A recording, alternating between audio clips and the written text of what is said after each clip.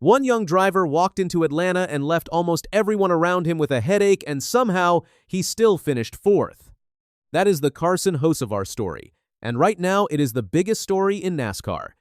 Last Sunday at Echo Park Speedway in Atlanta, the Autotrader 400 had everything. Big crashes, overtime restarts, and one 23-year-old driver who simply refused to stay out of trouble. His name is Carson Hocevar. He drives the number 77 Chevrolet for Spire Motorsports, and people around the NASCAR garage are starting to have some very strong feelings about him. Now, before we get into all the drama, let's talk about what kind of day Hocevar was having before things got really messy. His race started terribly. On lap 31, he got a flat tire and scraped the wall. That put him a full lap behind the leaders. Then, not long after, his right side window blew out and he fell another lap down. At that point, most drivers would be quietly finishing the race and heading home, not Hocevar. He used 2 free passes to get back on the lead lap, earned stage points, and fought his way all the way back into contention for the win. That right there tells you everything you need to know about this guy. He does not give up. But here is where things got complicated. With about 22 laps to go, Hocevar made contact with Joey Logano and spun him out. After the race, he did not try to hide from it. He looked straight at the cameras and said, "I turned Joey. I didn't mean to do that. He got stuck in dirty air. It's my racing excuses like it wasn't my fault, but it definitely was. I was just looking in the mirror the whole time and thought I calculated my gap out front. I just missed it by an inch or two and I owe him a gift card." A gift card. Only Carson Hocevar. Now, Logano going around set up one of the wildest late race sequences we have seen in a while. Hocevar pitted for 4 fresh tires, which gave his car much better handling, and he came roaring back toward the front just in time for the overtime restarts. This is where it really gets intense. And what made it even more fascinating was what was happening on Hocevar's radio. Before the restarts, he was already thinking 3 moves ahead. He got on the radio and told his team exactly what the plan was. Get with Bubba, shake and bake. Let him know, it'll come down to me and him if it works. He was calling his shot out loud, referencing the famous Talladega Nights move, and he meant every word of it. Then, when that first plan needed a backup, he was right back on the radio with another one. He told his team, "Otherwise, I will take the front row and go to Ross and say shake and bake." Because look behind him, it's Daniel. He's not going to leave him. So he's got to stick with me. The team responded with a simple, "Copy that." And just like that, the plan was locked in. This is what separates Hocevar from most drivers his age. He is not just reacting out there. He is thinking, planning, and communicating in real time while going nearly 200 miles per hour. The shake and bake call on the radio was not just funny, it actually worked as a strategy. He got Ross Chastain behind him, used that push to his advantage, and surged toward the front. On the first overtime restart, Hocevar was lined up in row 2 on the outside. Christopher Bell was right in front of him, and Bubba Wallace was on the inside. Hocevar tried to shoot the middle between Bubba Wallace and Christopher Bell, but the gap he attempted to go for was not quite 1 car wide, which resulted in contact and Bell shooting up into the outside wall. The crowd went crazy. Cars went everywhere. And Carson Hocevar? He kept going. Now, Bell was pretty quiet after the race. He said he did not even watch the replay yet, but his Joe Gibbs racing teammate, Denny Hamlin, was not quiet at all. On his Monday podcast, Actions Detrimental, Hamlin had plenty to say. Well, there's a difference. And certainly feel like that there's better decisions that could be made. But we're talking about the same thing we've been talking about for a year and a half. I don't. I almost hate that we're bringing more attention to it because it's just I think he likes that, Hamlin said.